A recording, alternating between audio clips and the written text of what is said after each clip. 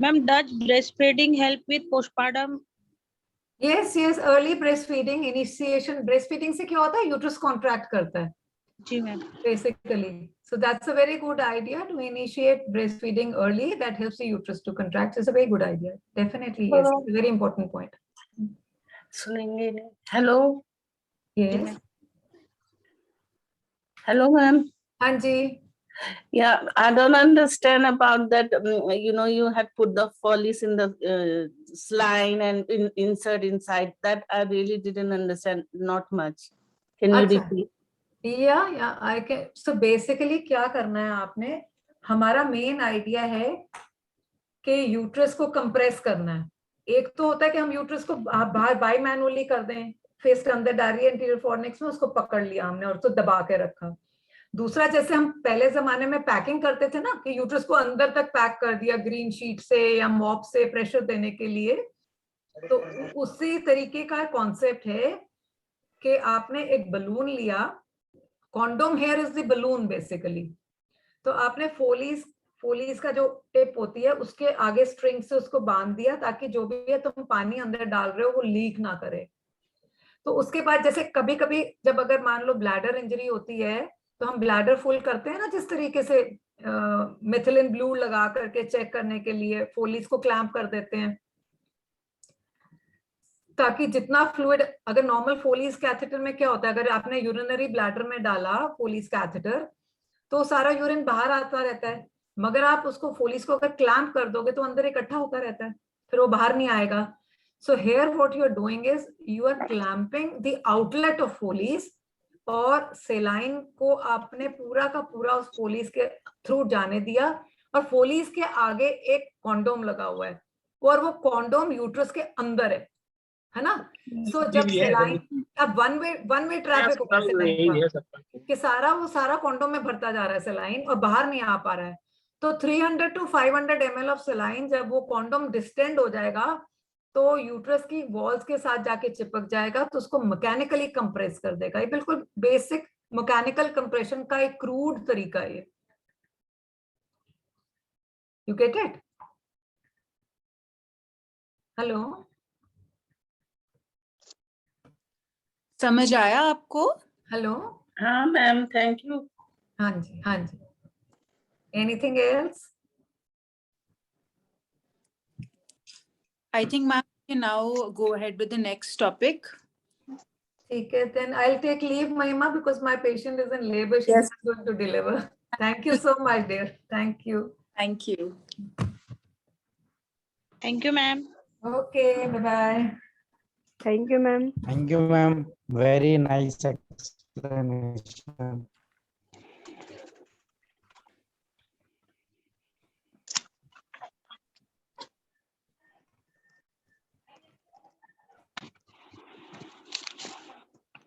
Thank you, Mami. Priyanka, now you'll be taking over? Yes, ma'am. Yes, ma'am. Okay, great. Okay. So very good afternoon, everyone. Next standard Good is afternoon, ma'am. number is 15. That is the postpartum care. So क्या होता है postpartum care? किन किन चीजों के हमें ध्यान देना है postpartum के दौरान, उसके बारे में हम इस टॉपिक पे बात करेंगे. तो सबसे पहले अगर हम स्टैंडर्ड्स देखते हैं स्टैंडर्ड नंबर 15 का, तो सबसे पहले यार स्टैंडर्ड 15.1 अगर हम देखते हैं तो क्या है, conduct proper physical examination of mother and newborn during postpartum visit. जब भी पोस्टपार्टम विजिट के लिए मदर आती है, या जिस दिन मदर को डिस्चार्ज हम दे रहे हैं उस दिन, या डिलीवरी के बाद किस तरीके से एग्जामिनेशन करने हमें माँ का और बच्चे का, उसके बारे में हम देखेंगे. तो क्या है एग्जामिनेशन में, क्या क्या एग्जामिनेशन में हम चेक करते हैं. लाइक मदर में, अगर मदर की बात करते हैं तो ब्रेस्ट, पेरिनियम की पेरिनियम एरिया में कहीं इन्फ्लामेशन वगैरह तो नहीं है, स्टेटस कैसा है एपिसिस्टेमिक का, टीयर वगैरह, कोई suture, lochia, calf muscle tenderness, redness, swelling, abdomen में इन्वॉल्यूशन वगैरह तो नहीं है, टेंडरनेस तो नहीं है, डिस्टेंशन तो नहीं है. ये सारी चीजें हम माँ में चेकआउट करते हैं. देन बच्चे में आप देख रहे होंगे तो बच्चे में क्या, बच्चा क्या दूध पी रहा है अच्छे से, बच्चे का वजन सही है कि नहीं, बच्चे का तापमान सही है कि नहीं, बच्चे का कलर सही है कि नहीं, या बच्चे के कॉर्ड के पास कोई रेडनेस या लाइक कोई इन्फेक्शन का साइन तो नहीं दिख रहा है। ये सारी चीजें हम इस दौरान चेकआउट करते हैं। फिर हम क्या करते हैं, मैटरनल और न्यूनेट सेप्सिस देखेंगे कि मैटरनल और न्यूबॉर्न सेप्सिस क्या होता है, कैसे होता है, इसको किस तरीके से बचाया जा सकता है, इसके बारे में भी हम बात करेंगे। देन पोस्टपार्टम डिप्रेशन क्या होता है, किस तरीके से डिप्रेशन लाइक क्यों होता है ये डिप्रेशन, किस तरीके से हम डिप्रेशन ना हो महिला में, इसके लिए भी हम बात करेंगे। ब्रेस्ट फीडिंग कितना इम्पोर्टेंट है, हम क्यों काउंसिल करते हैं ब्रेस्ट फीडिंग के लिए, इसके बारे में हम बात करेंगे। एंड लास्टली हम फैमिली प्लानिंग के बारे में बात करेंगे। सो अगर हम बात करते हैं कि what is the postpartum period, तो क्या होता है पोस्टपार्टम पीरियड, आप लोग बताओगे क्या? कोई भी एक हॉस्पिटल कोई अनम्यूट करके बताइए कि क्या होता है पोस्टपार्टम पीरियड, कब से कब तक को हम कहते हैं हाँ ये पोस्टपार्टम पीरियड है। पोस्टपार्टम का मतलब आपको डिलीवरी के बाद जो समय स्टार्ट होता है उसको हम पोस्टपार्टम कहते हैं। हाँ जी बताइए। डिलीवरी से 2 आवर्स डिलीवरी 2 आवर्स को हम पोस्टपार्टम कहते हैं। Okay thank you. कोई और भी बताना चाहेगा पोस्टपार्टम पीरियड कब से कब तक होता है postpartum period? Any hospital? Ma'am after delivery से लेकर 6 वीक्स तक होता है। Okay very good JJ hospital, thank you so much. So इन्होंने बताया कि क्या ये जो पोस्टपार्टम पीरियड क्या है, ये पीरियड जो है बर्थ के बाद, बेबी के बर्थ के बाद अप टू 42 डेज या 6 वीक्स तक के टाइम पीरियड को हम कहते हैं पोस्टपार्टम पीरियड। अभी तो क्लियर है ना? जो आपने 2 आवर्स बताया, एक हॉस्पिटल ने बताया कि 2 आवर्स, वो भी आपने सही बताया, बट वो अर्ली पोस्टपार्टम पीरियड है हमारा। अगर हम कंप्लीट पोस्टपार्टम पीरियड की बात करते हैं तो वो होता है हमारा डिलीवरी से लेकर के टिल 42 डेज तक को हम पोस्टपार्टम पीरियड कहते हैं। अब आप मुझे ये बताओ कि लाइक पोस्टपार्टम पीरियड जैसे डिलीवरी हो गई, जो 4th स्टेज ऑफ लेबर हम कहते हैं, 4th स्टेज ऑफ लेबर में कितना फ्रिक्वेंटली आप लोग पेशेंट को देखते हो, माँ और बच्चे को कितना फ्रिक्वेंटली जाकर उसको एग्जामिनेशन करते हो आप लोग, या करना चाहिए? आइडियली कितने देर में करना चाहिए और आप कितने देर में करते हो बताइए? 15 मिनट मैम। एवरी 50 मिनट्स पे करते हो, कितने देर तक? 2 आवर्ली तक। 2 hours. So every 15 minutes for the first 2 hours after the delivery, हमें जो 2 घंटे का टाइम होता है जिसको हम 4th स्टेज ऑफ लेबर कहते हैं, इस स्टेज में हमें हर 15-15 मिनट में माँ और बच्चे दोनों को चेक करना होता है। क्या क्या चीजें हमें चेक करना होता है माँ में? सो माँ में हम क्या क्या चीजें चेक करते हैं? ब्लड प्रेशर देखते हैं। क्यों ब्लड प्रेशर देखना होता है? लाइक क्योंकि महिलाओं में प्री एक्लेम्पसिया हो सकता है, उसकी जानकारी के लिए, और पीपीएच के लिए कि कहीं महिला शॉक में तो नहीं जा रही है। दूसरा टेम्परेचर हम चेक करते हैं, टेम्परेचर से क्या पता चलता है कि महिला को कहीं कोई इंटरनल इन्फेक्शन वगैरह तो नहीं है। नेक्स्ट हम पल्स चेक करते हैं। फिर आप नॉर्मल देखते हो ब्लीडिंग कैसी हो रही है, नॉर्मल है या एक्सेसिव ब्लीडिंग तो नहीं हो रही, ये हम चेक करते हैं। देन यूटेराइन टोन हम चेक करते हैं कि महिला का यूटेराइन टोन कैसा है, और लाइक आंखों में हम देखते हैं कि कहीं महिला ज्यादा एनिमिक पैलर वगैरह तो नहीं है। ये सारी चीजें हम एग्जामिनेशन के दौरान हम चेकआउट करेंगे मदर के अंदर। नेक्स्ट ये चीजें तो हम लेबर रूम के अंदर, जो हम अर्ली पोस्टपार्टम पीरियड जो बोलते हैं ना 2 आवरली, वो तो हम यही सजेस्ट करते हैं कि डिलीवरी के बाद 2 आवर तक मदर को लेबर टेबल पे ही रहने दें, और वहां पे ही हम हर 15-15 मिनट में ये सारी मतलब मदर का जो भी वाइटल्स है, वाइटल्स हमें चेक करना है। जब मदर को एक बार हम पोस्टनेटल वार्ड में हम शिफ्ट कर देते हैं, शिफ्ट करने के बाद आपको क्या एडिशनल चीजें और क्या क्या चीजें हैं जो कि आपको एग्जामिन करनी होती है। यहाँ पे आकर 2 घंटे के बाद क्या होता है, टाइमिंग बढ़ जाता है, 6-6 घंटे पे चेक करते हैं, या अगर मदर कोई बीच में कंप्लेन कर रही है तो आपको उस टाइम पे चेकआउट करना होता है। तो पोस्टपार्टम एग्जामिनेशन जो है इजी याद रखने के लिए आपका है बबल ही। बबल ही मतलब बी स्टैंड फॉर ब्रेस्ट। आपको देखना है कि ब्रेस्ट में कोई इंगॉर्जमेंट तो नहीं है, मस्टाइटिस तो नहीं है, यानी कि रेडनेस या फुलनेस तो नहीं है, पेन तो नहीं हो रहा है, या लाइक निपल्स आपको देखना है, इरेक्टेड निपल्स तो नहीं है। ये सारी चीजें आपको ब्रेस्ट का प्रॉपर एग्जामिनेशन करना है। You for uterus. यूट्रस में क्या देखना है? फंडल हाइट देखना है कि फंडल हाइट कहाँ पे है, फंडस कहाँ पे है, क्या वो अम्बिलिकस के पास है या अम्बिलिकस के नीचे है या अम्बिलिकस के ऊपर है, ये आपको चेकआउट करना है। यूट्रस का टोन कैसा है, कहीं यूट्रस एटॉनिक तो नहीं है, ये चीज आपको यूट्रस में चेक करना होगा। Then bladder. ब्लैडर में क्या चेक करना होता है कि महिला ने यूरिन पास किया कि नहीं, आप उसको इंकरेज करो यूरिन पास करने के लिए। देन बाल आपको देखना है, उसको तो आप वगैरह देना होगा ताकि ज्यादा प्रेशर ना पड़े, ये चीजें आपको चेकआउट करना है। Then lochia. L stand for lochia. Lochia का कलर देखना है। बेसिकली लोकिया का कलर कैसा होता है? ब्राइट रेड होता है, उसके बाद धीरे धीरे पिंक होता है, देन वो व्हाइटिश कलर का होता है। अगर उसमें लाइक फॉल स्मेल आ रही है या बहुत ज्यादा अमाउंट में आ रहा है, तो ये चीजें जो है एब्नॉर्मल चीजें हैं, इसलिए हमें लोकिया को चेक करना बहुत इंपॉर्टेंट है। E for एपिस्टोटमी। एपिस्टोटमी आपको देखना है, पेरिनियम एरिया देखना है। एपी में क्या देखना होता है आपको? रिडा।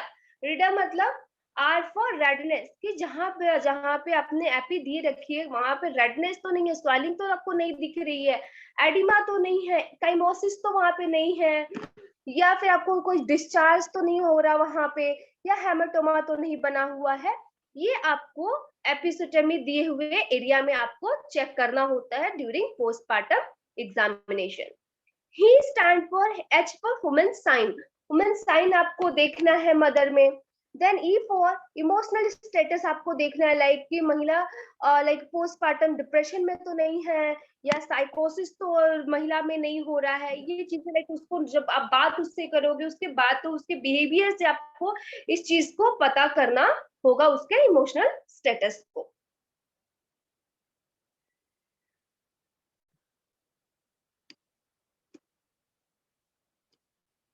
या वुमेन साइन कैसे हम चेक करते हैं? महिला को आपको बोलना होगा उसको पैर बिल्कुल सीधा करने के लिए, एक हाथ जो होगा आपका वो नी के नीचे होगा और दूसरा हाथ जो आपका फुट पे होगा, और ऐसे फुट को आप आगे की तरफ प्रेस करोगे, उठाओगे। अगर तो उसको प्रेस करने पे उठाने पे अगर महिला को दर्द होता है, इट मीन्स कि वो पॉजिटिव है, अगर नहीं होता है इट मीन्स कि ये नेगेटिव है। Postpartum depression. पोस्टपार्टम जो डिप्रेशन होता है वो फर्स्टली जो 3 महीने का जो पीरियड जो होता है उसमें होने के बहुत चांसेस होते हैं, ठीक है।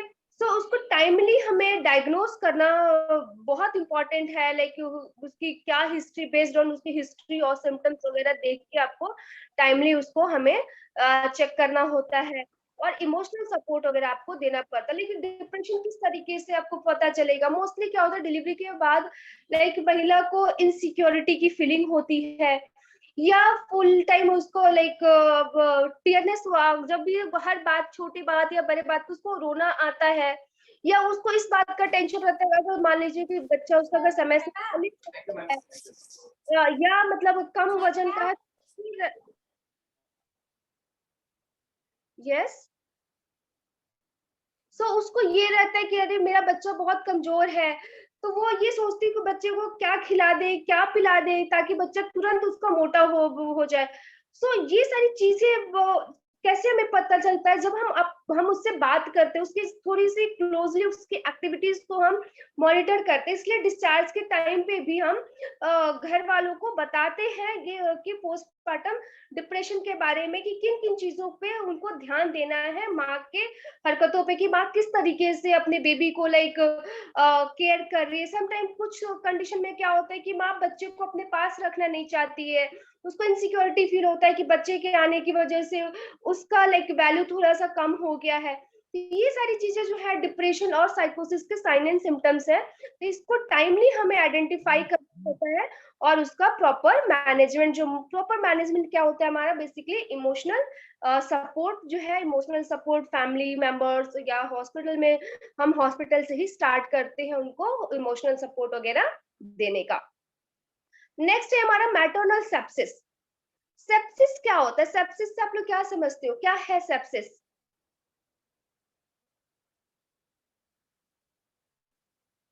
कोई बताना चाहेगा? मैटरनल सेप्सिस क्या होता है? सेप्सिस से क्या समझते हो आप लोग? Ma'am infection. Very good. Sepsis means infection, यानी मैटरनल इन्फेक्शन का मतलब है कि यानी कि माँ में इन्फेक्शन है। प्रॉपर डेफिनेशन क्या है हमारा मैटरनल सेप्सिस का? इसको हम दूसरा नाम है इसका है प्यूपेरियल सेप्सिस, जो कि कैसे होता है ये हमारा ये लाइक जब rupture of membrane time period जो क्या है हमारा रप्चर ऑफ मेम्ब्रेन से लेके अगर 42 डेज डिलीवरी के 42 डेज के बीच में अगर कोई भी इंफेक्शन हमारा होता है जेनिटल ट्रैक्ट के थ्रू, उसको हम कहते हैं मैटरनल सेप्सिस। या ये अबॉर्शन में भी, अबॉर्शन के केस में भी हो सकता है डिलीवरी और अबॉर्शन के बाद अगर जो इन्फेक्शन होता है हमारे जेनिटल ट्रैक्ट में, उसको हम कहते हैं मैटरनल सेप्सिस। कैसे पहचानते हैं हम मैटरनल सेप्सिस को? जो हमारा 4 मेन साइन एंड सिम्टम्स है पहचानने का। एक सबसे पहला फीवर, अगर महिला को हाई ग्रेड फीवर है यानी कि 100.5 डिग्री फ़ारेनहाइट से ज्यादा है, एबनॉर्मल लाइक बदबूदार डिस्चार्ज आ रहा है और अब हमेशा उसको नीचे पेट के निचले हिस्से में उसको दर्द रह रहा है, या जब हम एग्जामिनेशन के टाइम पे जब आपने पेट पे हाथ रखा तो महिला हाथ नहीं रखने दे रही, इतना ज्यादा टेंडरनेस उसको दर्द हो रहा है, अगर इनमें से कोई भी एक भी साइन प्रेजेंट है, इट मीन्स कि महिला को मैटरनल सेप्सिस है। किस तरीके से आप मैटरनल सेप्सिस को अवॉइड कर सकते हो, लाइक कि महिला में हो ही ना मैटरनल सेप्सिस? क्योंकि देखो, अगर माँ में इन्फेक्शन होगा तो बच्चे में भी इन्फेक्शन होने की चांसेस है कि अगर क्यों इन्फेक्शन का पीरियड क्या बताया मैंने कि rupture of membrane, membrane rupture होने से लेके 42 दिन के बीच में अगर जो इन्फेक्शन होता है उसको हम मैटरनल सेप्सिस कहते हैं। तो जब रप्चर ऑफ मेम्ब्रेन होता है उस टाइम पे बेबी की फिटस क्या होता है, माँ के अंदर होता है, यूट्रस में होता है, तो बच्चे में भी इन्फेक्शन होने की चांसेस उतना ही ज्यादा होता है। इसलिए अगर हम कुछ मेजर्स अपनाते हैं लाइक डिलीवरी के टाइम पे या डिलीवरी से पहले या डिलीवरी के बाद, तो हम ये मैटरनल सेप्सिस और न्यूबॉर्न सेप्सिस होने से बचा सकते हैं। तो सबसे पहली चीज क्या है हमारा इमोशनल सपोर्ट। तो इमोशनल सपोर्ट हम कैसे देते हैं? इमोशनल सपोर्ट के लिए हमने क्या देखा था, स्टैंडर्ड नंबर 6 याद रखिए करिएगा, जिसमें कि क्या था, रिस्पेक्टफुल मैटरनिटी केयर था हमारा। तो रिस्पेक्टफुल मैटरनिटी में केयर में क्या था हमारा, यही तो था ना कि हमें इमोशनल सपोर्ट वगैरह देना है, हमें बर्थ कंपेनियन को अलाउ करना है। क्यों? क्योंकि उससे बहुत सी चीजें हमने देखा था, सीजरियन सेक्शन, प्रोलॉन्ग लेबर वगैरह, ये सारी चीजें जो थी वो रेशियो जो हो रहा था वो कम होता जा रहा था। इसीलिए हमें ये चीज को फॉलो करना होगा। अगर हम टाइम पे पार्टोग्राफ फिल करते हैं और टाइमली पार्टोग्राफ फिल करते हैं तो भी ये मैटरनल सेप्सिस होने से बचा सकते हैं। अगर हम बार बार वजाइनल एग्जामिनेशन ना करें, जब जरूरत है उसी टाइम पे करें। डिलीवरी के दौरान अगर हम एसेप्सिस 6 साफ सफाई का ध्यान रखें, like clean hand, clean table, clean perineum, इन सारी चीजों का अगर हम ध्यान रखते हैं तो भी हम मैटरनल सेप्सिस होने से बचा सकते हैं। और जो भी इंस्ट्रूमेंट्स वगैरह हम यूज कर रहे हैं वो हमारा लाइक स्टेराइल इंस्ट्रूमेंट्स हमारा होना चाहिए, और जो भी डिलीवरी कराने वाला पर्सन है वो ट्रेंड पर्सनल के थ्रू ही अगर हम डिलीवरी करवाएंगे तो डिलीवरी लाइक सेप्सिस होने की चांसेस कम होता है। अगर आफ्टर डिलीवरी की बात करें तो हमें पेरिनियल हाइजीन मेंटेन करने के लिए महिला को बताना होगा, और हमें भी डिलीवरी के बाद उसकी पेरिनियम एरिया का अच्छे से क्लीन वगैरह का ध्यान रखना होगा, और हमेशा उसको ये बोलना है कि वो क्लीन सैनिटरी नैपकिन का ही या पैड का यूज करे। नेक्स्ट आ रहा है हमारा, what would you examine in the baby before getting discharge. So आप लोग बताओ, जैसे जब डिस्चार्ज का दिन आता है, जैसे बच्चे को डिस्चार्ज करते हो आप लोग, तो बच्चे में क्या क्या चीजें जांच करते हो, क्या क्या चीजें आप देखते हो और माँ को बताते हो, उसके घर वालों को बताते हो कि इन सारी चीजों को आपको ध्यान देना चाहिए? Ma'am bilirubin. हाँ जी बोलिए। एंजल आप कुछ बताना चाह रहे हैं? मैम बिलिरुबिन चेक करते हैं बेबी का। Okay, very good. और क्या चेक कर? देन प्रॉपर फीडिंग कर रहा कि नहीं बेबी, उसके बारे में मदर को अवेयरनेस कराते हैं। कार्ड भी चेक करते हैं। Yes ma'am. Hello ma'am. Ma'am room का टेम्परेचर ठीक रखना है, बच्चे के पैर ठंडे नहीं होने चाहिए। Very good. और मैम बच्चे को ना फीडिंग कराने के लिए बच्चे को बैठ के दूध पिलाना है, लिटा के दूध नहीं पिलाना है, और दूध पिलाने के बाद बच्चे को डकार दिलानी है। Very good. यानी आप ब्रेस्ट फीडिंग के बेनिफिट, ब्रेस्ट फीडिंग का पोजीशन क्या होना चाहिए इसके बारे में बताते हैं। वेरी और गुड। मैम और 2 घंटे के अंतराल में दूध पिलाना है बच्चे के लिए, ये बताना है। और जब जब डॉक्टर बुलाए, जब बच्चे को दिखाने के लिए टाइम से आना है। गुड। और बताइए और क्या चेक करेंगे हम? आपको ब्रेस्ट फीडिंग वगैरह के बारे में बता दिया, टेम्परेचर के बारे में बता दिया, और क्या चेक करते हैं?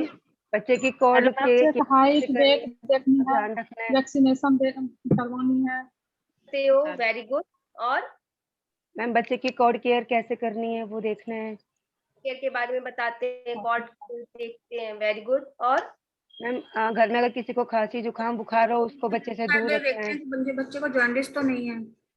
Very good. बच्चे को जॉन्डिस तो नहीं है, तो बेबी का स्किन का कलर आप चेक करते हो। और भी सिस्टर ने किसी ने बताया कि बिलिरुबिन भी हम चेक करते हैं। Yes very good. या मैम अगर घर में किसी को खांसी जुकाम बुखार हो तो उससे बच्चे को थोड़ा दूरी बना के रखना है।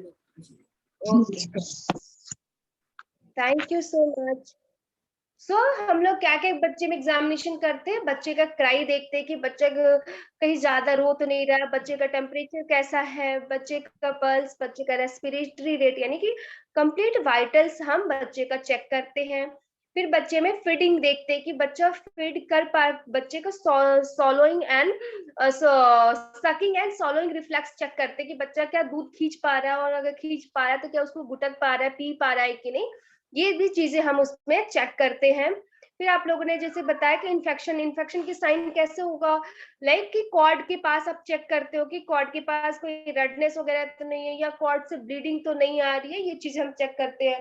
फिर देखते हैं लाइक बच्चे में छाती, जब बच्चा सांस ले रहा है तो छाती बहुत ज्यादा अंदर की तरफ तो नहीं जा रहा है, या ग्रंटिंग साउंड तो बाहर नहीं आ रहा है। ये चीजें हम चेक करते हैं, और महिला को बताते भी हैं, उसके घर वालों को भी, कि ये चीजें घर जाने के बाद भी हो सकता है, तो इन चीजों को उसको ध्यान रखना होगा। देन कॉन्जेनिटल एनोमलीज के बारे में हम चेक करते हैं कि बच्चे का पूरा शरीर जो है, अंग जो है, एक एक अंग प्रॉपर सही तरीके से है कि नहीं है, वो हम एग्जामिनेशन करते हैं बच्चे में।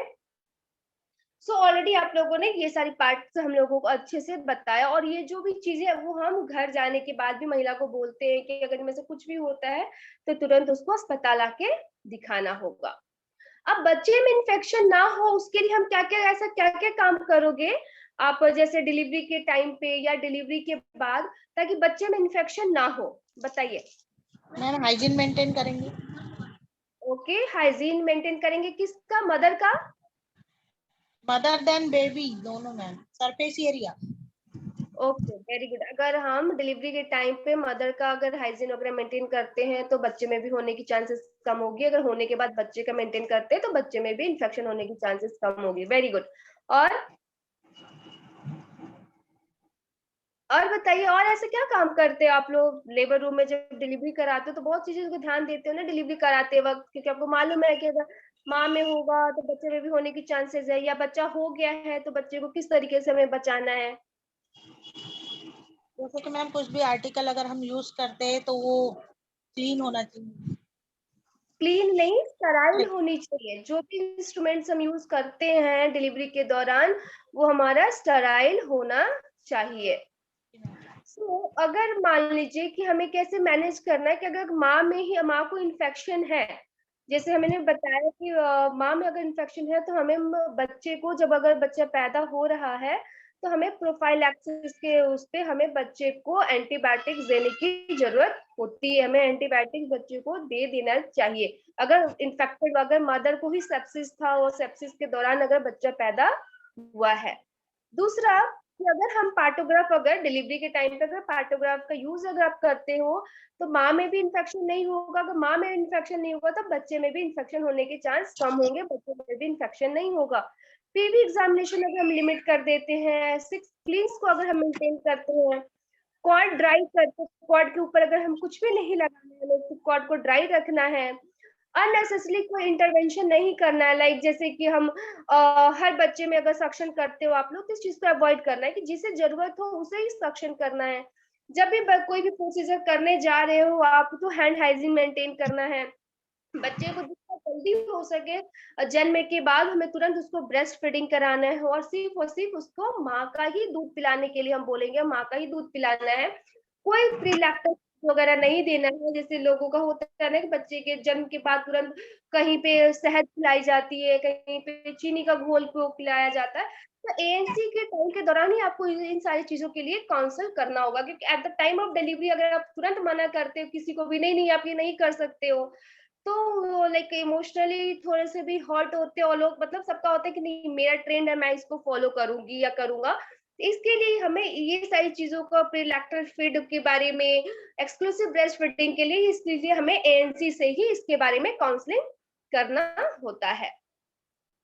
नेक्स्ट है principle of antibiotics use in newborn, कि न्यूबॉर्न में हमें किस तरीके से एंटीबायोटिक्स का यूज करना होता है और कब करेंगे।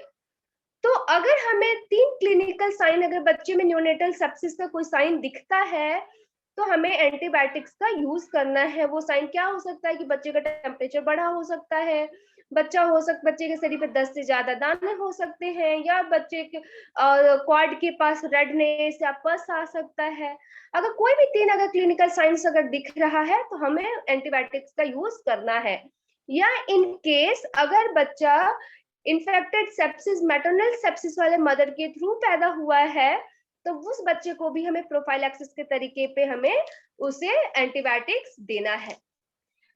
नेक्स्ट है हमारा थेराप्यूटिक एंड प्रोफाइलैक्टिक। थेराप्यूटिक क्या होता है, मतलब कि अगर साइन एंड सिम्टम हमें बच्चे में ही दिख रहा है तो हमें एंटीबायोटिक्स तो देना ही देना है।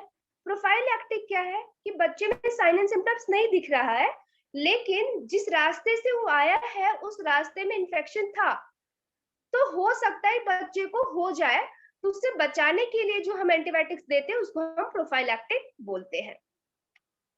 नेक्स्ट न्यूनेटल सेप्सिस क्या होता है, 2 तरीके से होता है हमारा। एक तो लाइक अर्ली ऑनसेट का मतलब 72 आवर्स के अंदर, 72 आवर्स के अंदर मतलब हॉस्पिटल रिक्वायर्ड इन्फेक्शन, जो कि हॉस्पिटल में हमारी गलतियों की वजह से जो इन्फेक्शन होता है उसको हम अर्ली ऑनसेट हो सकता है। वो लाइक डिलीवरी के दौरान हमने कुछ चीजें ध्यान नहीं रखी होगी। लेट ऑनसेट क्या होता है, जो कि आफ्टर 72 आवर्स, यानी कि सोर्स ऑफ इन्फेक्शन क्या हो सकता है, कम्युनिटी यानी घर जाने के बाद अगर जो इन्फेक्शन डेवलप हुआ है उसको हम लेट ऑनसेट कहते हैं। किस तरीके से हमें like asymptomatic newborn with maternal condition, मतलब बच्चे में कोई साइन एंड सिम्टम्स नहीं दिख रहा है लेकिन मदर में इन्फेक्शन है। यानी कि क्या इन्फेक्शन का साइन था, हमने देखा था कि मदर में फॉल डिस्चार्ज हो सकता है, मदर का टेम्परेचर जो है मोर देन 38 डिग्री सेंटीग्रेड हो सकता है, या बेबी का जो होगा हमारा बेबी 35 वीक से पहले अगर बेबी पैदा हो गया है और रप्चर ऑफ मेम्ब्रेन 18 घंटे से पहले ही मेम्ब्रेन रप्चर हो गया है, तो ये अगर इस तरीके की अगर माँ का इस तरीके का कंडीशन है और बेबी पैदा हुआ है तो इस बेबी को लाइक फैसिलिटी बेस्ड केयर की जरूरत पड़ती है। तो अगर हमारे पास facility based newborn care available है तो हम बच्चे को वहां पे facility based newborn care unit में आपको एडमिट करना होगा, और जो वहाँ के आपके हॉस्पिटल का एंटीबायोटिक्स देने का जो प्रोटोकॉल है उसको आप फॉलो करेंगे और उसको आप बच्चे को मैनेज करना है। इन केस कि आपके पास न्यूबॉर्न का लाइक एनआईसीयू वगैरह फैसिलिटी बेस्ड न्यूबॉर्न केयर आपके पास अवेलेबल नहीं है आपके हॉस्पिटल में, तो आपको ब्लड सैंपल लेना है, कल्चर के लिए भेजना है और बच्चे को आपको रेफर करना होगा जहाँ पे भी best service newborn care service provide किया जा सकता है आसपास, वहां पे आप बच्चे को रेफर करेंगे। नेक्स्ट क्या है, अगर बच्चे में साइन एंड सिम्टम्स है, वहां पे क्या था पहले बच्चे में साइन एंड सिम्टम नहीं था लेकिन माँ में था, माँ के थ्रू जब बेबी हुआ था इसलिए हम लोग प्रोफाइलैक्टिक के तरीके पे हमने किया। यहाँ पे डायरेक्टली दिख रहा है बच्चे में क्या इन्फेक्शन दिख रहा है, कैसे पता चलेगा इन्फेक्शन है, अगर बच्चा अगर रेस्पिरेटरी डिस्ट्रेस में है, यानी कि बच्चे का श्वसन दर जो है या तो 30 से कम है या 60 से अबव जा रहा है, या बच्चा जब सांस ले रहा है तो घरघराहट की आवाज आ रही है, या छाती बच्चे का बहुत तेजी से अंदर की तरफ जा रहा है, कन्वल्सन मतलब बच्चे को सीजस अटैक, साइड लगातार एक हाथ या एक साइड पार्ट बच्चे का हिलता नजर आ रहा है, या बच्चा देख के ही बहुत बीमार दिख रहा है, बच्चा दूध नहीं पी रहा है, बहुत इरिटेटेड दिख रहा है, थका हुआ सा लग रहा है, अगर इन सारी कंडीशन अगर बच्चे में प्रेजेंट है तो आपको केयर तुरंत प्रोवाइड करना होगा। आपके पास है तो आप प्रोवाइड करोगे, अगर नहीं है तो आपको ब्लड सैंपल भेजना है कल्चर के लिए, और उसके साथ आपको बच्चे को रेफर करना होगा जहां पे भी ये सुविधाएं उपलब्ध हो। नेक्स्ट, सपोर्टिव केयर क्या देना होगा आपको बच्चे को। जिन बच्चे में इन्फेक्शन है तो हमें बच्चे को टेम्परेचर मेंटेन करके रखना होगा, नॉर्मल टेम्परेचर हमें देखना होगा। हमें आईवी की जरूरत है तो तुरंत आईवी लाइन आपको कनेक्ट करना होगा। विटामिन के अकॉर्डिंग टू बच्चे के वेट के अकॉर्डिंग हमें विटामिन के देना होगा। अगर बैग एंड मास्क की जरूरत है, वेंटिलेशन की, ऑक्सीजन की जरूरत है, उसको आपको व्यवस्था करना होगा, उसको प्रॉपर देना होगा। फिजिकल स्टिमुलेशन अगर देखना, अगर बच्चे को सांस नहीं ले पा रहा है या बच्चे का वाइटल्स अगर नॉर्मल नहीं दिख रहा है, बच्चे का अगर बीपी आपको बहुत ज्यादा हेमोडायनेमिक दिख रहा है, बढ़ता हुआ या घटता हुआ, तो उस कंडीशन में हमें जो इंटरनल फीडिंग हम अवॉइड करते हैं। नेक्स्ट है हमारा पोस्टनेटल काउंसलिंग, कि क्या काउंसलिंग हमें करना होता है पोस्टनेटली। तो सबसे पहले डाइट के बारे में हम बात करते हैं कि किस तरीके का खाना खाना है, क्या खाना नहीं खाना होता है, हाइजीन के किस तरीके से प्रॉपर हाइजीन मेंटेन करना है, कोलेस्ट्रॉम यानी जो माँ का पहला गाढ़ा पीला दूध होता है उसका क्या इंपॉर्टेंस है, माँ और बच्चे में क्या डेंजर साइन होता है, मेडिकेशन जैसे आयरन कैल्शियम वगैरह, जो कि आयरन 3 महीने तक और कैल्शियम 6 महीने तक महिला को डिलीवरी के बाद भी लेना होता है, उसे प्रॉपर रेस्ट करना होता है। पोस्टनेटल एक्सरसाइजेस के बारे में हमें बताते हैं। फॉलोअप के लिए उसे कब आना है, अगर नॉर्मल डिलीवरी है या सीजर है तो क्या क्या कॉन्ट्रासेप्शन यूज कर सकते हैं, क्या क्या चीजें आपके पास अवेलेबल है। इम्यूनाइजेशन कार्ड के बारे में हम उसको माँ को बताते हैं, और लाइक नेक्स्ट कब कब आना है उसके बारे में हम उसको काउंसल करते हैं। न्यूट्रिशन में देख रहे होंगे तो डाइट के बारे में, तो डाइट नॉर्मल फूड्स हम महिला को बता सकते हैं कि अकॉर्डिंग टू, अगर वो वेजिटेरियन है तो वेजिटेरियन, अगर नॉन वेजिटेरियन है तो like meat, fish, oil, nuts, cereals, beans, सारी मतलब तरीके की हरी साग सब्जी, मिल्क प्रोडक्ट्स वगैरह महिला ले सकती है। और जितना भी आयरन कैल्शियम रिच फ्रूट्स हैं, वेजिटेबल्स हैं, दाल वगैरह है, वो सब कुछ हम कंज्यूम करने के लिए महिला को बोलते हैं। जैसे सप्लीमेंटेशन में क्या है कि आयरन एंड फॉलिक एसिड है, जो कि कैल्शियम टैबलेट है, जो कि महिला को डिलीवरी के बाद भी कंटिन्यू करना होता है।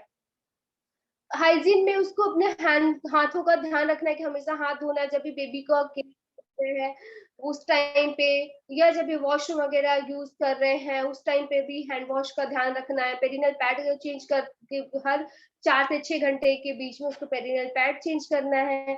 बॉडी को डेली उसे क्लीन करना है अपने। बेबी के क्या है वॉशिंग के लिए, लेकिन बेबी को डेली नहलाना जरूरी नहीं है, लेकिन बच्चे का फेस, नेक, अंडर आर्म्स, जो भी फोल्डिंग एरिया है बच्चे का, बटक्स वगैरह, उसको अच्छे से धुलना है और उसको ड्राई करना है।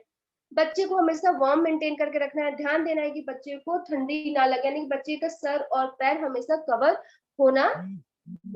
एक और वेदर के अकॉर्डिंग हमें बच्चे को ड्रेसअप भी करना है। ऐसा नहीं कि लाइक हमें गर्मी लग रही है और हम बच्चे को बिल्कुल पूरा लपेट के रखें, नहीं।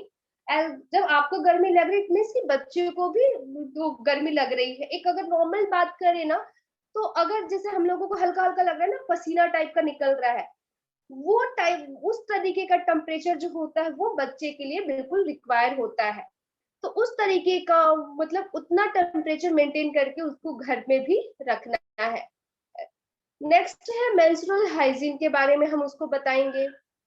कॉर्ड केयर कैसे करना है कि कॉर्ड पे कुछ भी नहीं लगाना है, कोई क्रीम, कोई ऑइंटमेंट वगैरह नहीं रखना है। जितना ड्राई रहेगा कॉर्ड उतना जल्दी सूख के कॉर्ड गिरेगा। इसके बारे में हमें कॉर्ड केयर के बारे में बताना है। नेक्स्ट, डेंजर साइन के बारे में आप बताओगे कि महिला को अगर घर जाने के बाद भी अगर फीवर हो रहा है, fall smelling, severe abdominal pain या फीट सर या सीवियर हेडेक हो रहा है, ब्लीडिंग हो रही है, ठंड लग के बुखार आ रही है, सांस लेने में उसको दिक्कत हो रही है, तो तुरंत अस्पताल आके दिखाएगी। अगर मान लो उसको पीपीआईसीडी लगाया गया है, पोस्टपार्टम इंट्रायूटेराइन कॉन्ट्रासेप्टिव डिवाइस अगर लगाया गया है और उसको हैवी वजाइनल ब्लीडिंग हो रही है, या पेट में उसको काफी दर्द हो रहा है, फीवर है, बहुत डिस्कम्फर्ट लग रहा है, तो उसको तुरंत अस्पताल आके दिखाना चाहिए। सेम बच्चे में भी है कि बच्चे में अगर फीवर हो रहा है, बच्चा दूध नहीं पी रहा है, वॉमिट कर रहा है, बच्चे में डायरिया अगर है, बच्चे का रंग जो है लाइक पीला या नीला दिख रहा है, बच्चा बिल्कुल लेथार्जिक सुस्त हो गया, बहुत ज्यादा एक्सेसिव क्राई कर रहा है, इन सारी कंडीशन उसको तुरंत अस्पताल आना है और आके बच्चे को दिखाना है। ठीक है, तो ये था हमारा पोस्टपार्टम केयर और पोस्टपार्टम काउंसलिंग। अगर किसी को कोई भी डाउट होगा तो ये लाइक कॉन्ट्रासेप्शन के बाद आप उस डाउट को पूछ सकते हैं। नेक्स्ट मैं राजी को रिक्वेस्ट करूंगी, राजी जी आप नेक्स्ट कॉन्ट्रासेप्शन प्लीज आगे लेकर कंटिन्यू करिए। Thank you Priyanka, can I share my screen? Yeah sure.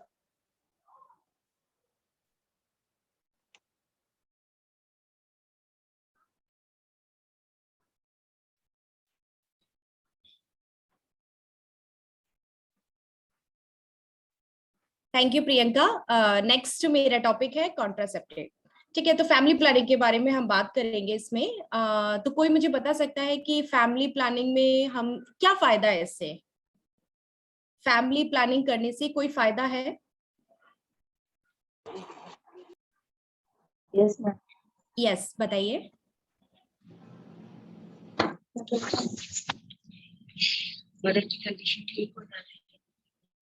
Yes ma'am, है फायदा। क्या फायदा है? किस किस को फायदा है? मैम मदर के लिए मदर ये है। बस मदर के लिए, किसी और के लिए भी हो? मैम बच्चों में डिफरेंट हो। वेरी गुड, यानी मदर के लिए भी है, जो बेबी हुआ है उसके लिए भी है, और क्या है, अपने नेशन के लिए यानी अपने समाज के लिए भी है। तो तीनों जगह से फायदे हैं इसके।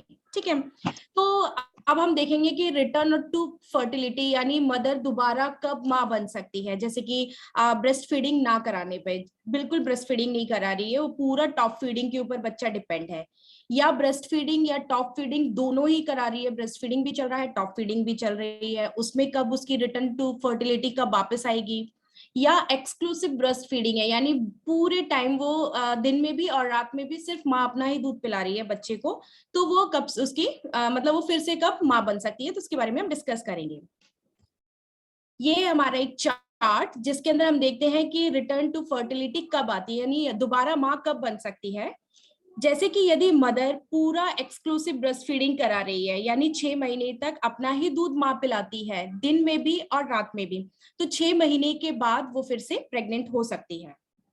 यदि मदर अपने ब्रेस्ट फीडिंग के साथ टॉप फीडिंग भी करा रही है, यानी ब्रेस्ट फीडिंग भी कराती है, साथ में ऊपरी खाना भी देती है, ऊपरी दूध भी देती है, तो वो 6 हफ्ते के टाइम तक बिल्कुल सेफ है। 6 हफ्ते यानी 1.5 महीने तक, 1.5 महीने के बाद वो फिर से प्रेग्नेंट हो सकती है।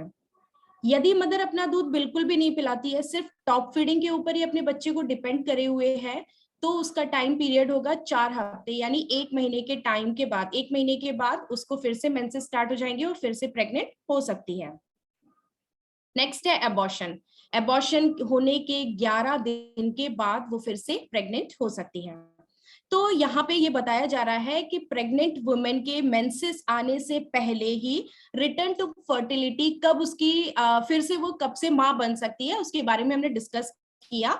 यदि माँ पूरे 6 महीने तक दूध पिलाती है, सिर्फ दिन में भी और रात में भी, तो 6 महीने तक बिल्कुल सेफ है। यदि टॉप फीडिंग के साथ उसका ब्रेस्ट फीडिंग भी है और विथ टॉप फीडिंग भी है, तो वो 6 हफ्ते के बाद फिर से माँ बन सकती है।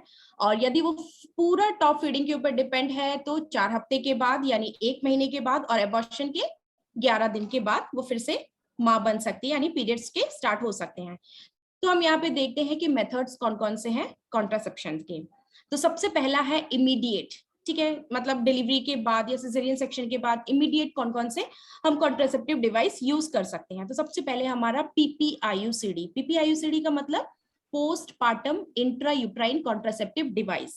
इसमें हम क्या लगाते हैं, इसमें कॉपर टी, जिसको आप कॉपर टी बोलते हो, कॉपर टी या 380 PPA जिसको बोलते हैं उसको यूज किया जाता है, या हम 375 जो मल्टी लोड होता है उसको यूज करते हैं। मगर इसको हम PPICD इसलिए बोलते हैं कि पोस्टपार्टम पीरियड यानी डिलीवरी के या सिजेरियन सेक्शन के विद इन 10 मिनट से लेकर, डिलीवरी होने के 10 मिनट से लेकर 48 आवर्स तक, 2 दिन के अंदर 48 आवर्स के अंदर जब यदि इसको लगाया जाता है तो इसको हम PPICD बोलते हैं। मगर यदि वो पोस्टपार्टम पीरियड के बाद यानी 1.5 महीने के बाद आप उसको लगा रहे हो तो उसको हम PPICD नहीं बोलेंगे, तब इसका नाम चेंज हो जाएगा। चीज वही लगेगी बट नाम चेंज हो जाएगा, नाम हो जाएगा उसका सिर्फ IUCD, PP हट जाएगा। ठीक है, नेक्स्ट है ट्यूबेक्टमी। ट्यूबेक्टमी कर सकते हैं यदि परमानेंट आप उसको बच्चे नहीं चाहिए, उसकी फैमिली पूरी हो चुकी है तो आप ट्यूबेक्टमी के बारे में बता सकते हैं या वेसेक्टमी के बारे में बता सकते हैं। जी जी मैम जरा PPIUCD दोबारा बता दीजिए प्लीज। अच्छा, PPIUCD था postpartum intra uterine contraceptive device. इसके अंदर आप 2 चीजें देखते हैं, एक होता है 380A यानी कॉपर टी आपने सुना होगा, कॉपर टी जो 10 साल के लिए लगा जाता है, या फिर आप 375 भी लगा सकते हैं जिसको आप मल्टी लोड बोलते हैं। तो इन दोनों का यूज किया जाता है आफ्टर डिलीवरी होने के बाद से 10 मिनट के बाद से लेकर 48 घंटे के बीच में यदि आप कॉपर टी या मल्टी लोड लगाते हैं, महिला को देते हैं, तो उसको हम PPIUCD बोलते हैं। इस मेथड को PPIUCD बोलते हैं क्योंकि ये पोस्टपार्टम पीरियड में लग रहा है। ठीक है, यदि वो 48 घंटे के बाद कभी आपके पास आ रही है कि अब लगा दो, तो हम उस टाइम नहीं लगाएंगे उसको, सिर्फ 48 घंटे के, डिलीवरी होने के 48 घंटे के अंदर ही लगता है। उसके बाद यदि महिला आती है तो आप उसको बुलाइए 1.5 महीने के बाद आइए, और मेंसेस होने के बाद या 1.5 महीने के बाद आकर वो लगा सकती है। तब उसको हम, यदि वो 1.5 महीने के बाद आके लगवाती है या मेंसेस के बाद कभी भी लगवाती है, तो उसको हम सिर्फ IUCD बोलते हैं, PP हट जाएगा, पोस्टपार्टम हट जाएगा। ठीक है, समझ में आया?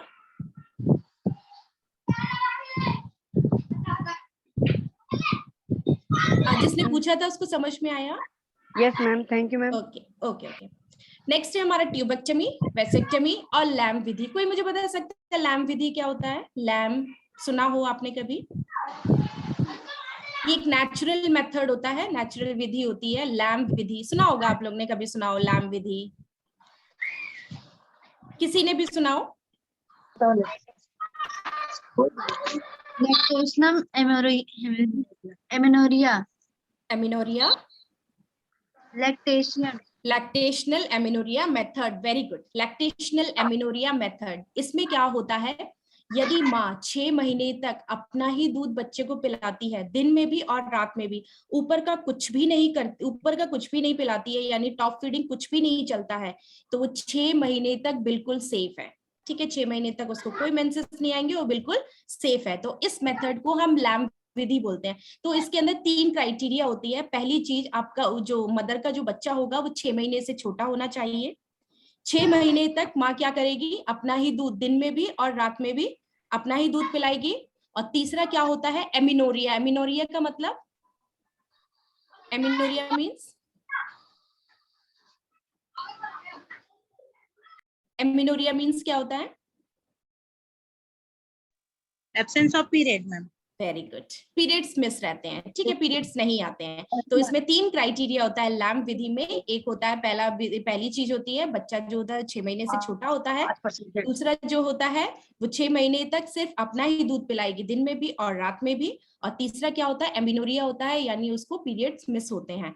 तो ऐसी कंडीशन में ये जो होता है, ये कंडीशन जो होती है नेचुरल विधि होती है, इसको हम लैम्प बोलते हैं, लैक्टेशनल एमिनोरिया मेथड। ठीक है, तो ये इमीडिएट मेथड्स होते हैं, ये आप उसको बता सकते हैं। उसके बाद यदि महिला 6 हफ्ते के बाद, वो अब उस टाइम नहीं लेना चाहती है, वो कह रही है कि हम 6 महीने के बाद ही, 6 हफ्ते के बाद ही लेंगे, यानी 1.5 महीने के बाद ही लेंगे, तो आप उसको POP के बारे में बता सकते हैं, यानी OCP यानी ओरल कॉन्ट्रासेप्टिव पिल्स के बारे में बता सकते हैं, इंजेक्शन डिम्पा के बारे में, IUCD जो मैंने PPICD बोला था वही है IUCD, मगर जब 1.5 महीने के बाद जब लगता है, यानी 6 हफ्ते के बाद लगता है, तो इसको IUCD बोला जाता है, intra uterine contraceptive device. Implant के बारे में बता सकते हैं, बैरियर जो कंडोम के बारे में आप उसको बता सकते हैं, स्पर्मिसाइड्स के बारे में बता सकते हैं, जो क्रीम्स यूज किए जाते हैं उसके बारे में बता सकते हैं, नेचुरल मेथड्स के बारे में लैम्प विधि या विड्रॉल मेथड के बारे में आप बता सकते हैं, या स्टरलाइजेशन, यदि उसकी फैमिली पूरी हो चुकी है, उसको आगे बच्चे नहीं चाहिए, तब आप स्टरलाइजेशन यानी ट्यूबेक्टमी या वेसेक्टमी के बारे में मदर को बता सकते हैं। नेक्स्ट हम देखते हैं टेम्पररी मेथड कौन कौन से हैं। तो सबसे पहले जो मैंने आपको बताया lactational amenorrhoea method, lactational amenorrhoea method जो होता है वो 6 हफ्ते तक माँ सिर्फ अपना ही दूध पिलाती है बच्चे को, तो ये एक नेचुरल मेथड है।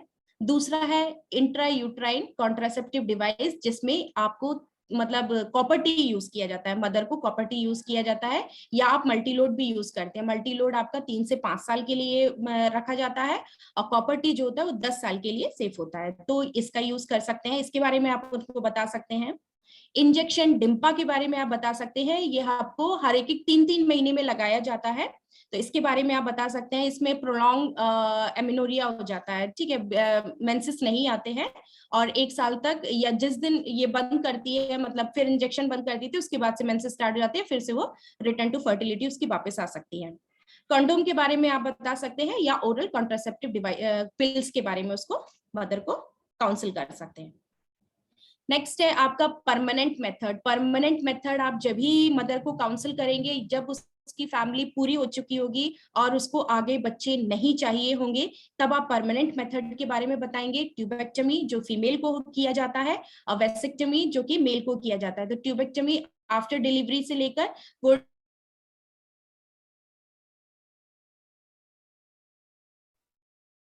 उसके बाद वेसेक्टमी के बारे में आप बता सकते हैं कि वेसेक्टमी वो मेल्स के लिए होता है, वो कभी भी करवा सकते हैं। नेक्स्ट है हम ओसीपी के बारे में बात करते हैं, सीओसी यानी कंबाइंड ओरल कॉन्ट्रासेप्टिव पिल्स के बारे में, या ओसीपी ओरल कॉन्ट्रासेप्टिव पिल्स के बारे में बात करते हैं।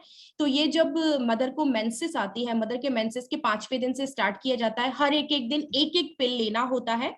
साइड इफेक्ट इसमें हेडेक के बारे में बता सकते हैं, उनको साइड इफेक्ट हो सकता है, हेडेक हो सकता है, नोशिया हो सकता है, वॉमिटिंग हो सकता है, मूड चेंजेस हो सकते हैं, वेट गेन हो सकता है, बीपी उसका बढ़ सकता है, या उसको क्लॉट की प्रॉब्लम भी आ सकती है, आर्टरीज या वेन्स में थ्रोम्बोसिस भी हो सकता है। एडवांटेजेस क्या है, रेगुलर मेंसेस रहेंगे विथ लेस ब्लड लॉस होगा, उसमें पेन नहीं होगा, पिल्स खाने से कोई पेन नहीं होगा। नेक्स्ट आप पीओपी के बारे में बता सकते हैं, प्रोजेस्ट्रॉन ओनली पिल्स के बारे में बता सकते हैं, या सेंट्रोमन के बारे में, यह सहेली के नाम से ये आता है सेंट्रोमन, ये सेफ होता है लैक्टेशनल पीरियड में। तो रिटर्न टू फर्टिलिटी आप मदर को बताएंगे जिस दिन वो पिल्स खाना बंद कर देगी, उसके बाद से उसको रिटर्न टू फर्टिलिटी वापस आ जाएगी। नेक्स्ट इंजेक्टेबल के बारे में बता सकते हैं, इंजेक्टेबल इम्प्लांट के बारे में। तो इंजेक्टेबल डिम्पा एक है जो कि 3-3 महीने में लगाया जाता है, आईएम या सबक्यूटेनियस दोनों ही लगाए जाते हैं।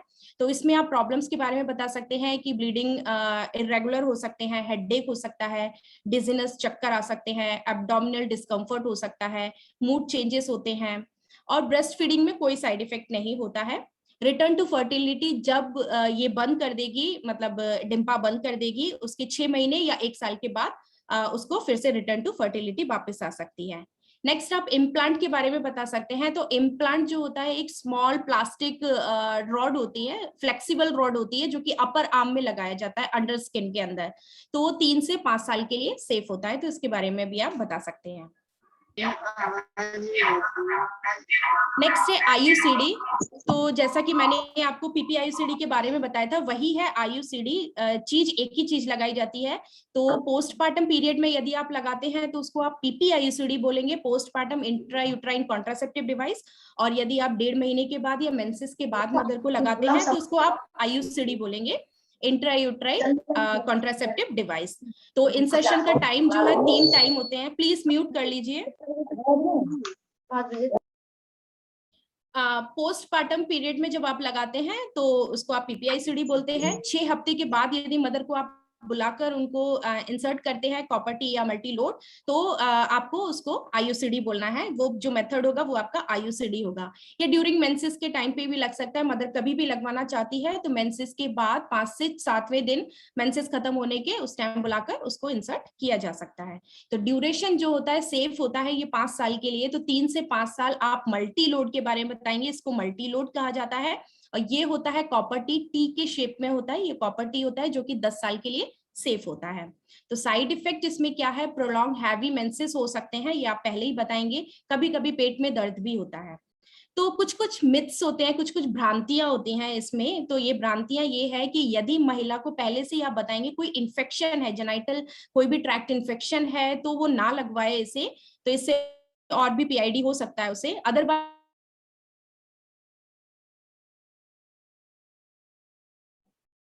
कुछ कुछ महिलाएं बोलती हैं कि इससे कैंसर होता है, तो इससे कैंसर नहीं फैलता है, ये आप उनको बता सकते हैं।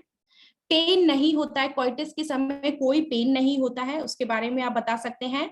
और उसको बता सकते हैं कि यूट्रस को छेद कर वो ऊपर नहीं जाता है। कुछ कुछ महिलाएं शिकायत करती है कि पेट में चढ़ गई या ऊपर चढ़ गया, सीने पे चढ़ गई, ऐसा नहीं होता है। आप उनको बता सकते हैं जो यूट्रस होता है वो ऊपर से बंद होता है, नीचे की तरफ ही खुला होता है।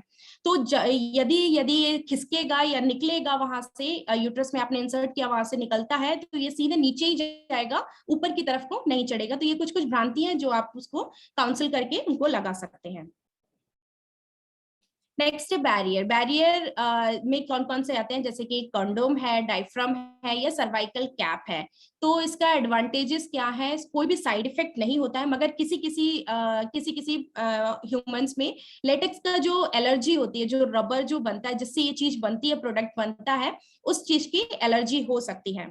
ये प्रोटेक्ट करता है अगेंस्ट HIV से प्रोटेक्ट करता है, STD सेक्सुअल ट्रांसमिटेड डिसीज से प्रोटेक्ट कर सकता है, या सर्वाइकल कैंसर से प्रोटेक्ट करता है। यूज करना है एवरी न्यू एक्ट में, जो भी ईच एक्ट आप करेंगे उसमें आपको कंडोम या डायफ्राम या सर्वाइकल कैप जो है वो न्यू यूज करना है। तो की मैसेजेस आपका यही है कि मदर और बेबी का एग्जामिन करना है। तो कोई मुझे बता सकता है कि पोस्टपार्टम पीरियड जो 4th स्टेज लेबर होता है वो कितने घंटे का होता है और कितने कितने मिनट में आपको मदर और बेबी की केयर करनी है?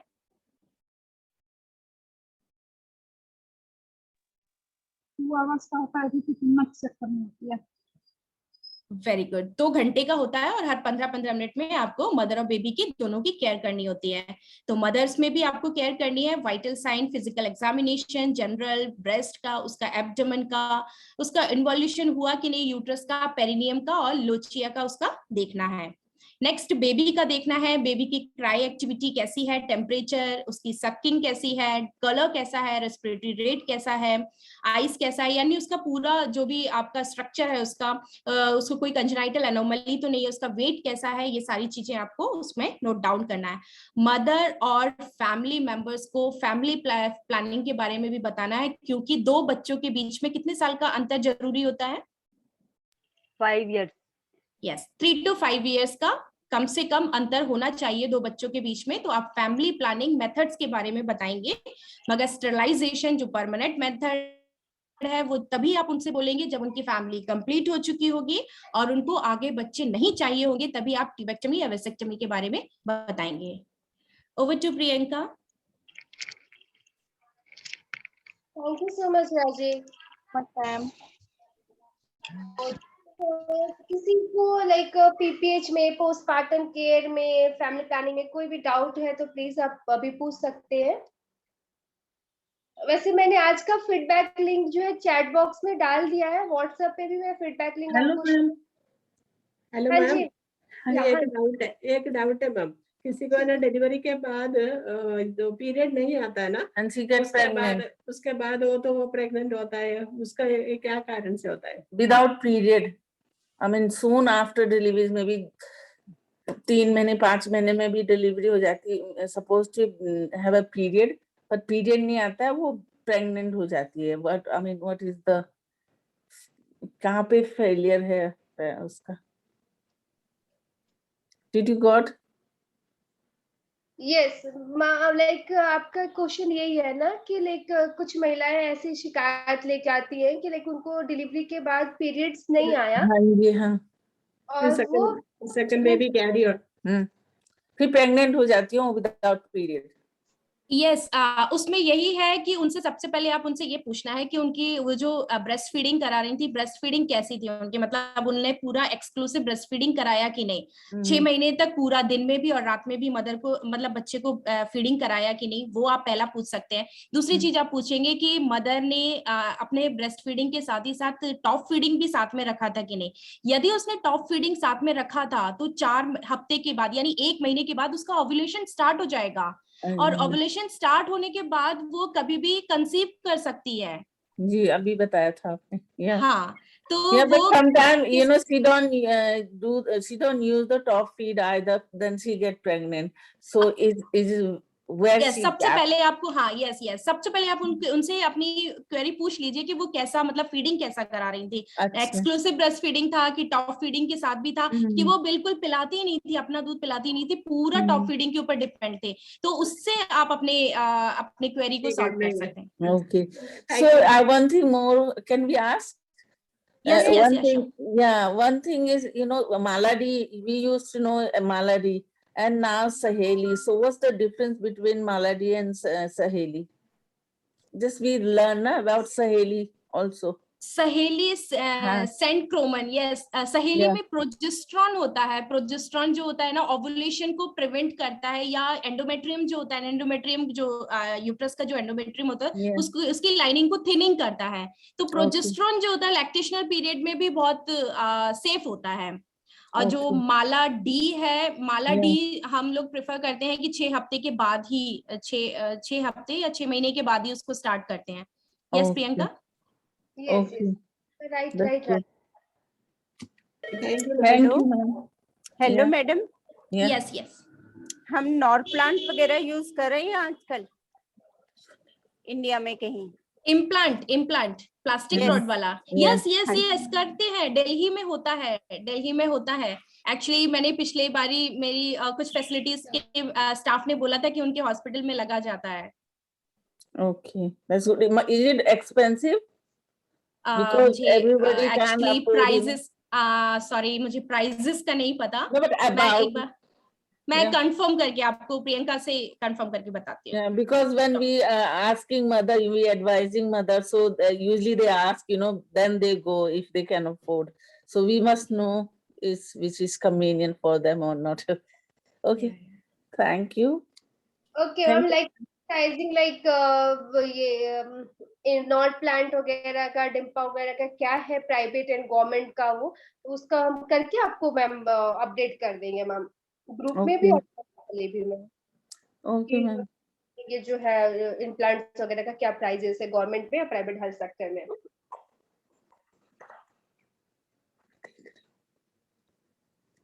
और किसी डाउट कुछ पूछना है या किसी को इस क्वेश्चन का आंसर पता है, इम्प्लांट के बारे में पता है, कोई हॉस्पिटल ऑलरेडी यूज कर रहा है, तो अगर उनको प्राइजेस के बारे में पता है तो प्लीज आप शेयर कर सकते हैं. डॉक्टर प्रियंका, इसकी रिकॉर्डिंग मिल जाएगी क्या आज के सेशन की? हाँ जी मैम, हाँ जी, रिकॉर्डिंग में शेयर करूंगी कल मॉर्निंग.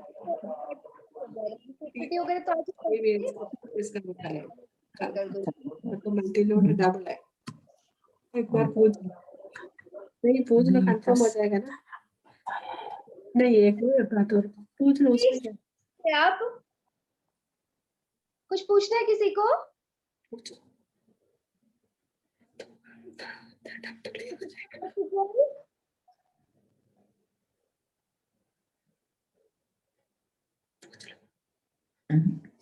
ओके, देन मैंने फीडबैक लिंक शेयर किया हुआ है. प्लीज आप लोग अपना अपना इस पे फीडबैक दे दीजिएगा. और आज का मेन इम्पोर्टेंट थिंग ना, व्हाट्सएप पे अगर जिसका ग्रुप बना हुआ है तो ठीक है, अगर जिसका ग्रुप नहीं बना हुआ है तो पर्सनली लिख मेरे को ना total number of nursing staff and hospital का नंबर प्लीज मुझे शेयर कर दीजिएगा. प्रियंका जी, मेरा भी वो भेजना था ना. हाँ जी मैम, आपका वो पोर्टल वाला काम करना है मैम, वो हो नहीं पाया है. जैसे हो जाएगा मैम, मैं खुद ही मैम आपको अपडेट करती हूँ पोर्टल के लिए. Thank you so much. One thing please, last question, can I ask? Yes ma'am, sorry. You said about you also told na vasectomy, we can male can have a vasectomy. So after vasectomy, how long do they need any precaution for little while or do they not? Ma'am उसके लिए ना 4 months ऐसा advisable है कि at least 4 months वो like condom का use करना है, क्योंकि उसके बाद वो इफेक्टिव, उसके बाद लाइक वो कुछ डायरेक्टली देख सकते हो ma'am. Okay, thank you very much. आपको पूछना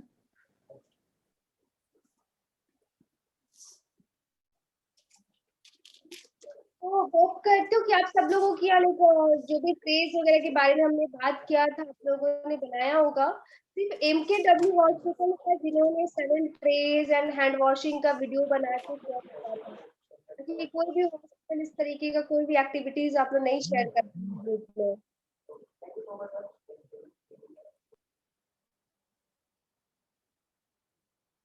थैंक यू सो मच आज के सेशन के लिए आप सभी को। और हमारे 2 सेशन बच गए हैं, सेशन 6 एंड 7। टोटल 3 टॉपिक्स हमारे रह गए हैं जो कि कंप्लीट हो जाएगा आपका आने वाले 2 हफ्ते में। उसके बाद आपका एक्सटर्नल असेसमेंट के लिए डेट आना स्टार्ट हो जाएगा। तो प्लीज अभी से आप लोग प्रिपरेशन अपना स्टार्ट कर लीजिए फाइनल एग्जाम के लिए, क्योंकि फाइनल एग्जाम जो होगा वो फॉक्सी के थ्रू होगा। डायरेक्टली फॉक्सी से कॉल आएगा आपको आपके एग्जामिनेशन डेट के लिए। तो आप लोग अब प्रिपेयर रहिएगा क्योंकि 2 हफ्ते ही हैं आपके पास। उसके बाद हम फिर से एक बार रिवीजन क्लासेस स्टार्ट करेंगे जब ये 7 सेशन कंप्लीट हो जाएगा। जो भी डाउट है, अगर पर्सनली किसी को किसी भी टॉपिक में कोई डाउट रहता है ना, तो प्लीज आप लोग ग्रुप में मेरे को भेज सकते हैं मैसेज। तो पर्सनली उसी टॉपिक के लिए क्लासेस अरेंज कर सकते हैं, जो भी सुटेबल टाइम हो आप लोगों का, टाइम वगैरह आप लोग मैसेज कर दीजिएगा। मैम ये एग्जामिनेशन जो होगा, एग्जामिन जो होगा वो रिटर्न होगा और जस्ट बाय ऑनलाइन? मैम ये ऑनलाइन ही होगा, वर्चुअली जिस तरीके से अभी सेशन चल रहा है ना मैम, वैसे ही होगा। लगभग 1 घंटे का एग्जामिनेशन होता है, जो कि स्टैंडर्ड्स जो बताते हैं ना, हर स्टैंडर्ड से पहले, हर टॉपिक से पहले उसका स्टैंडर्ड हम दिखाते हैं। तो वही 16 स्टैंडर्ड पे ही एग्जामिनेशन होगा। तो उसमें कुछ चीजें जो होती है ना आपसे प्रायर मंगाई जाती हैं कि आपको अपने की फोटोज वगैरह खींच के भेजना होता है, 7 ट्रेस वगैरह का, लेबर रूम का अरेंजमेंट कैसा है आपका। उसके बाद एग्जामिनेशन के टाइम पे वो लाइक एक वीडियो कॉल पे फैसिलिटीज विजिट करते हैं कि आप अपना लेबर एक्टिविटीज हमें दिखा दीजिए। तो उसके बाद सारी जो क्वेश्चन आंसर जो होता है सब वर्बली ऑब्जेक्टिव टाइप के क्वेश्चन आंसर्स होते हैं। और कुछ चीजें क्या होती है कि वो लोग वीडियो वो लोग करके दिखाते हैं, वो लोग ड्रिल्स करते हैं घर से और ड्रिल्स को देखते हुए स्टाफ को बताना होता है कि वो लोग लाइक कौन सा स्टेप उन्होंने मिस किया, कौन सा स्टेप उन्होंने सही किया। लाइक जैसे डिलीवरी प्रोसेस वो लोग डिलीवरी करते हुए दिखाते हैं। तो उसमें हमें बताना होता है कि क्या उन्होंने सही प्रैक्टिस किया, क्या उन्होंने गलत किया, क्या नहीं करना था उससे। इस तरीके से मैम वो पूरा 1 घंटे का असेसमेंट होता है। Okay, that's nice, thank you. हम पीयर असेसमेंट करेंगे जिसमें कि स्टाफ को पता होगा कि किस तरीके से आंसर करना है, किस तरीके से वो लोग क्वेश्चंस पूछते हैं। तो उससे पहले एक पीयर असेसमेंट होगा ma'am. Okay ma'am, that's very good, thank you. It's finish now? Yes ma'am, yes ma'am. Thank you, thank you so much. Okay ma'am, thank you ma'am.